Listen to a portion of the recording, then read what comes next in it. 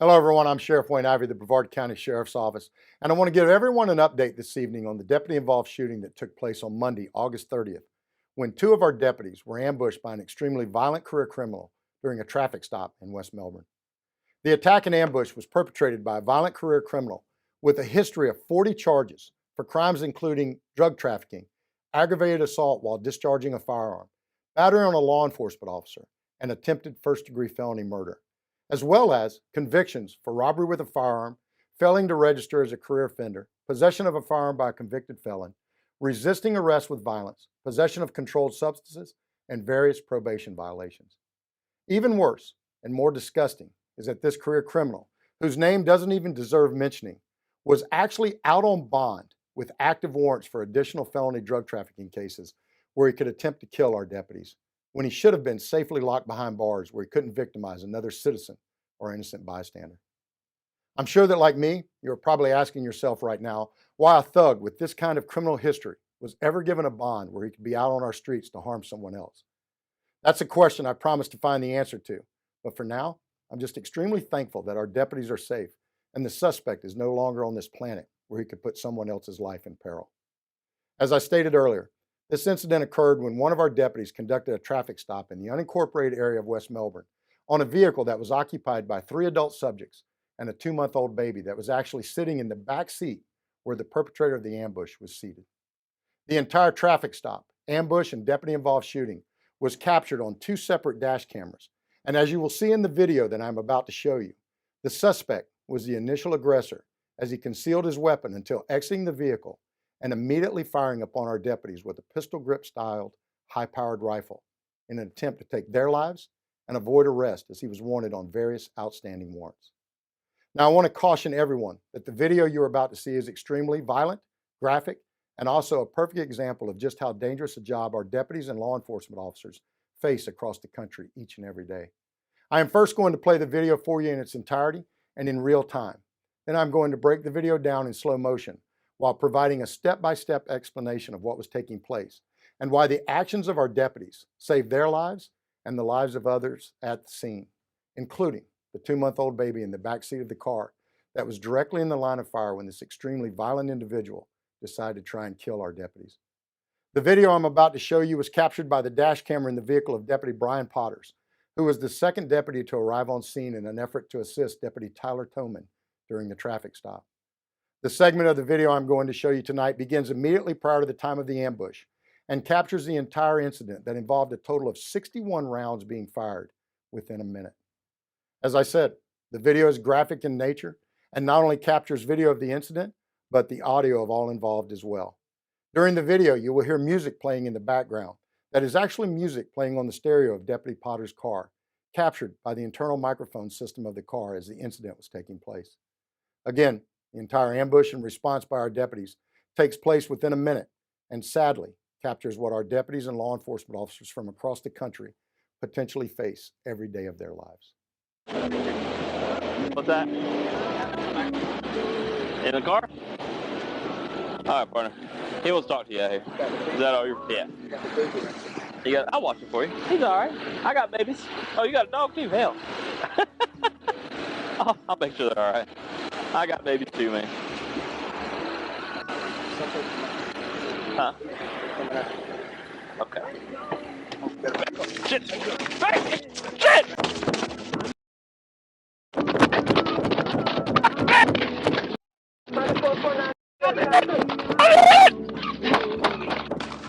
I'm hit! Shot through the rifle!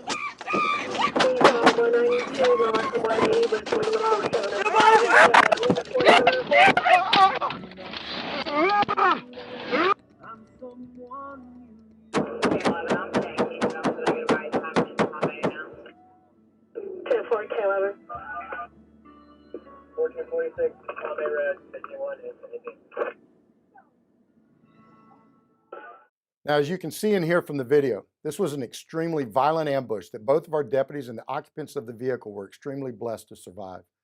This individual had absolutely no regard for human life and was focused on only one thing: killing our deputies to avoid arrest, as he knew he was facing several minimum mandatory prison sentences in his pending cases.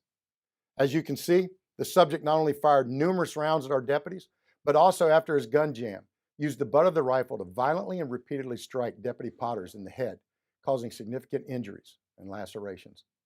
Let there be no doubt, this individual got exactly what he deserved. And to those out there who might be foolish enough to ask why we shot him so many times, that answer is simple: because evil can never be dead enough.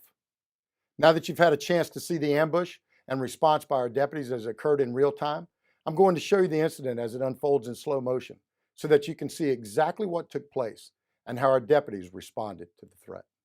So the first thing we see is Deputy Toman talking with the female occupant of the vehicle, while a second occupant of the vehicle is seen leaning against the trunk of the car, where the perpetrator is actually seated in the back seat. I want to be very clear in stating that neither of these two occupants had anything to do with this ambush or criminal activity, and I'm extremely grateful that they were not injured and how they immediately returned to the scene as instructed by Deputy Toman. At an early point in the video, you observe Deputy Toman asking Deputy Potters to have the third subject exit the vehicle. Prior to this point, Deputy Potters has been very politely conversing with the subject and talking about the 2-month-old baby in the back seat and a dog that was also in the back seat as well. As Deputy Potters asked the subject to exit the vehicle, he is immediately and without warning ambushed with a small stock AR-15 styled rifle that is pointed and fired directly at him. Deputy Potters immediately attempts to avoid being shot by trying to create distance between himself and the shooter, who aggressively opens fire on him as he takes cover at the front of the vehicle. The subject now fires at Deputy Potters from the driver's side of the vehicle and appears to actually get hit himself, as you also hear Deputy Potters announce that he has been hit with gunfire. The subject then goes between the two vehicles and additional shots can be heard being fired. Deputy Toman and Deputy Potters can now briefly be seen taking a position between Deputy Potters' patrol car and Deputy Toman's patrol unit when the suspect emerges from behind Deputy Toman's patrol unit and violently strikes Deputy Potters in the head with the butt of the rifle.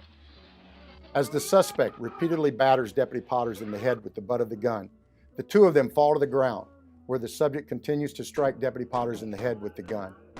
Deputy Toman at this point gains a tactical advantage on the target and fires multiple rounds, thus eliminating the threat and saving Deputy Potters' life.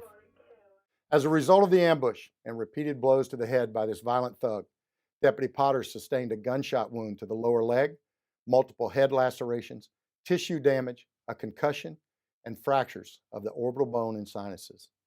Thankfully, Deputy Toman did not suffer any injuries during the incident, and the suspect was subsequently pronounced dead from gunshots sustained during the ambush and attack on our deputies.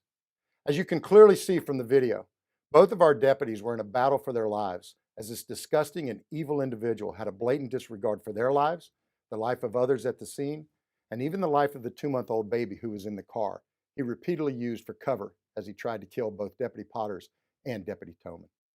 When I tell you that we are blessed that God was watching over our deputies and those present at the scene, I mean it from the bottom of my heart, and I could not be more proud of the actions of Deputy Potters and Deputy Toman.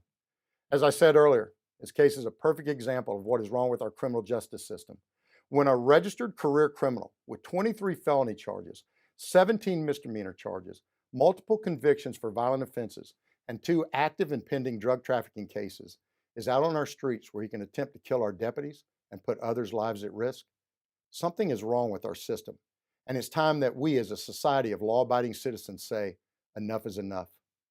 Folks, I can't speak for you, but I am personally sickened by the fact that this thug with such a violent criminal history was out of jail where he could almost kill 2 of our deputies.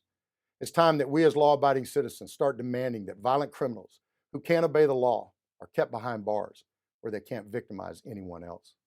As I close tonight, on behalf of Deputy Toman, Deputy Potters and their families, and also our entire agency, I want to personally thank our community for the amazing support and love for our agency you have shown since this incident occurred last week. Your emails, personal messages, and phone calls of love and prayers mean more to us than you will ever know, and serve as a constant reminder of how blessed we are to serve in a community that loves us so much. Thank you.